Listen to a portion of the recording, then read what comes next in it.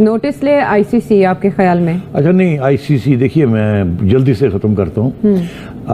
ये मामला आईसीसी में पाकिस्तान तो लेके जाएगा। अच्छा। और पाकिस्तान का हक है कि इसको डिस्कशन हो आईसीसी बोर्ड में, मगर वहाँ होगा क्या मैं आपको बता देता हूँ। मेरा काफ़ी एक्सपीरियंस है वहाँ, 5 साल मैं आईसीसी बोर्ड में आता जाता रहा। तो बात यह है कि पहली बात तो आईसीसी बोर्ड में ये कोई ना कोई खड़ा होकर ये कहेगा कि देखिए आप यहाँ क्यों बात कर रहे हैं, ये न्यूजीलैंड के साथ बराह रास्त करें, ये आपकी बायलैटरल सीरीज थी। मगर हमारी तरफ से ये कि नहीं हम आप भी इन्वॉल्व हो, ये हो। तो होगा क्या वहाँ? क्या होगा ये कि सारे जो है ना हिंदुस्तान वाले जो हैं वो बैठे होंगे वहाँ कलम लेके। अच्छा। और वो नीचे देखेंगे, ऊपर नहीं देखेंगे, टेकिंग नोट्स। वो ऐसे देख रहे होंगे, हल्की सी स्माइल होगी कि पाकिस्तान को तकलीफ हो रही है, मगर बोलेंगे नहीं। और वो ऐसे ऐसे करके लगे होंगे, कुछ कहानियां बना रहे होंगे वहाँ, जैसे ना डूडलिंग करते हैं। नोट ने ऐसे ऐसे। और बाकी सारे जो एक एक करके बोलेंगे और कहेंगे बड़ा अफसोस हुआ, बड़ा दुख हुआ, बड़ी अफसोस है, बड़ा कितनी अच्छी चीज़ थी आपकी, इतनी अच्छी टीम है, इतना अच्छी सीरीज जा रही थी, हमने तो इतना सपोर्ट किया आपको इंटरनेशनल क्रिकेट की बहाली के लिए। हमने तो याद रहे कि 2017 में हमने अपनी टीम भी भेजी थी, अपनी सिक्योरिटी टीम भी भेजी थी, हमने $1 मिलियन भी खर्च किए थे, याद रहे आपको, हमने तो इतना कुछ किया। तो हमें बड़ा दुख है, हमें बड़ा अफसोस है, और सारे रोएंगे। बरसात के मगर हमारा तल्लक नहीं है इसके साथ, आप उनके साथ ही बात करें। हमने आपका रोना धोना सुन लिया, अब हमारा भी सुन ले रोना धोना, हम आपके साथ हैं। बड़ी बदकिस्मती है, बड़े अफसोस की बात है। मगर देखिए ना, इसमें तो कोई शक नहीं है ना कि आपके मुल्क के अंदर टेररिज्म तो हो ही रही है ना। तो कोई उनमें से ये भी कहेगा कि पिछले 2 महीने में इतने लोग मारे गए हैं, आपके खुद अखबार ये कह रहे हैं। अच्छा। और टीटीपी की तरफ से ये बयान भी आया है, ये बयान भी आया है। तो इसलिए ये मामले जो हैं ये हमें बड़ा अफसोस है, मगर देखिए ना कुछ हकीकत है ना इसके अंदर। मगर बहरहाल जो भी है हम आपके साथ हैं, मगर आप आपस में बात कर। अच्छा, ये आपस के बाद आईसीसी इससे ज्यादा आगे नहीं जाएगा, उसकी कोई लायबिलिटी भी नहीं है कि आप आईसीसी को कहें अगर आप ये नहीं करेंगे हम ये कर देंगे, तो ऐसी कुछ नहीं होगा। फवाद चौधरी साहब और शेख रशीद की प्रेस कॉन्फ्रेंस जो की उन्होंने कि ये खेल जो है उन्होंने भारत ने कैंसिल करवा दी है। पता नहीं एहसान इस वक्त भारत के कब्जे में है, या तो क्योंकि भारत उनसे ईमेलें करवा रहा है और फिर उन ईमेलों को कन्फेस भी करवा रहा है, क्योंकि अगर वो अफगानिस्तान में है तो वहां तो तालिबान है और हमें ये बताया गया है कि हमारी तारीखी फतह हो गई है और भारत वहां से पैकअप कर गया है। अब मैं ये मानने को तो तैयार नहीं हूं कि एहसान इस वक्त अफगानिस्तान में मौजूद होकर भारत का काम कर रहा है और तालिबान को पता नहीं है, क्योंकि वुज़रा की प्रेस कॉन्फ्रेंस के 2 घंटे के अंदर ही उसकी ऑडियो टेप सोशल मीडिया पे आ गई कि वो न्यूजीलैंड को जो एहसान के एड्रेस से ईमेल की गई थी वो मैंने की थी। अब इसका मतलब है वो मुंबई में मौजूद है। जी, हमारे तो वो कह रहे हैं कि वो मुंबई से हुआ है, तो इसका मतलब एहसान मुंबई में मौजूद है इस वक्त। और अगर वो मुंबई में मौजूद है तो हमारी हिरासत से फरार होकर मुंबई पहुंचा है, तो इस पर जाती दफा अपने स्ट्रेटेजिक एसेट के तौर पे भारत उसको ले गया है और हमारी हिरासत से वो कैसे फरार हो गया और फिर हम उसका किसको इल्जाम ठहरा रहे हैं उस पर। वो कहता है मैं एक दिन सुबह निकला, मैंने टैक्सी ली और मैं चला गया।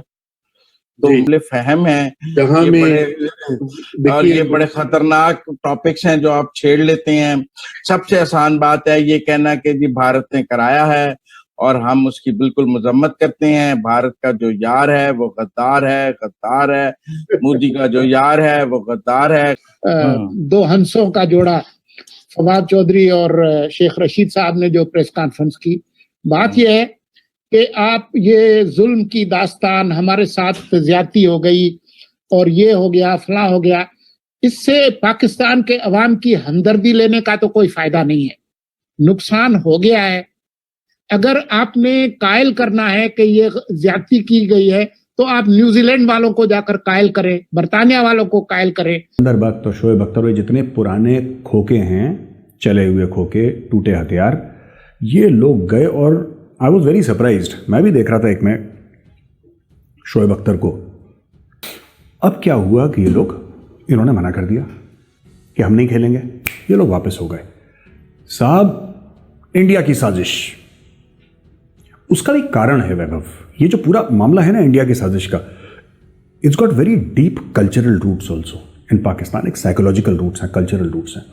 एक आवाम को जिसको आपने नफरत का चूरन खिलाया हो ना लगातार दर लगातार, उसको अगर आप बोलेंगे कि MI6 को पता लगा, उसने न्यूजीलैंड को बोला, एहसान भाग गया फेसबुक, वो इतना समझना नहीं चाहता। उसके लिए क्या आसान है? उसके लिए ये आसान है कि साहब इंडिया की साजिश थी।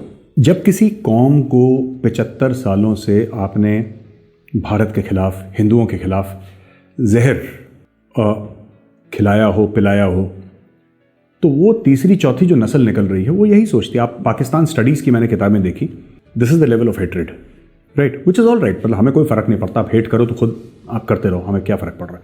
लेकिन समझने वाली बात यह है कि पाकिस्तानी कौम को आपको ज़्यादा समझाना नहीं पड़ता। इनके ऊपर क्यों मार्शल लॉ एडमिनिस्ट्रेटर जर्नल जो हैं, इनके ऊपर क्यों मसलत हो जाते हैं, क्यों इतने सक्सेसफुल होता है? 4 कू हुए पाकिस्तान में ब्लडलेस, वो आंखें दिखाते हैं तब क्यों? क्योंकि जब आप उनको ये कह देते हैं कि भारत की साजिश है, तो उसके बाद पाकिस्तानियों को किसी लॉजिक की जरूरत नहीं है। They don't need any logic.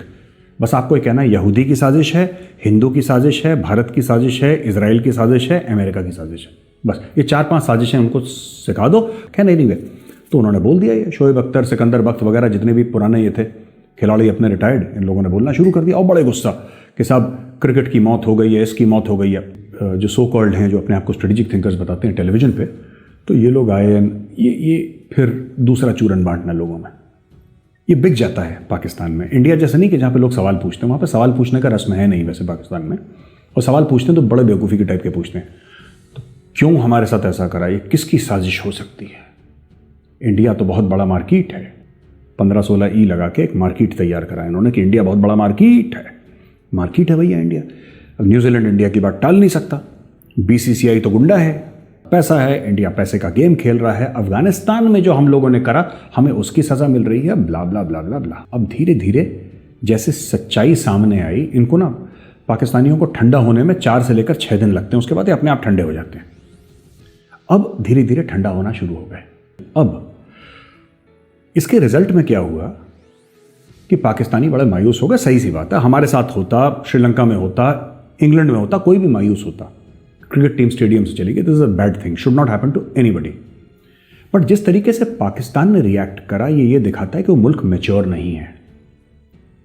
That country is not mature.